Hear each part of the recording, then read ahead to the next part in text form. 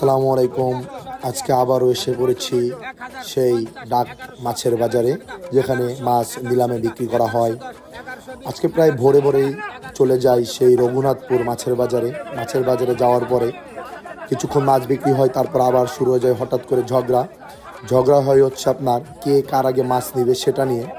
এরপর কিছুক্ষণ ঝগড়াঝাটি চলার পরে আবারও মাছ বিক্রি শুরু হয়। তারপর আমিও মাছ কিনি, চিংড়ি মাছ কিনি, পুঁটি মাছ কিনি এবং আরও ছোট ছোট অনেকগুলো মাছ কিনি। সাথে দুই একটা বড় মাছও ছিল, কাতলা মাছ ছিল, এই মাছগুলো কিনি। 60 টাকা 560 560 70 95 560 570 570 টাকা 570 570 টাকা আর নাই দিয়ালান।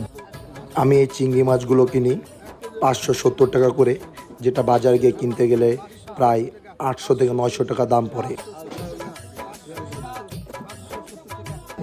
আই 1450 টাকা 20 20 আছে 30 230 230 এক 230 দুই 230 230 টাকা 230 টাকা 230 টাকা কি গো মাথা গরম নাকি 230 টাকা 230 এক 200 বের 500 টাকা 500 500 টাকা 500 500 টাকা 50 টাকা। এই মাছগুলো বিক্রি হয় 2050 টাকায়। অনেকগুলো মাছই যা 2050 টাকায় শেষ পর্যন্ত বিক্রি হয়ে যায়।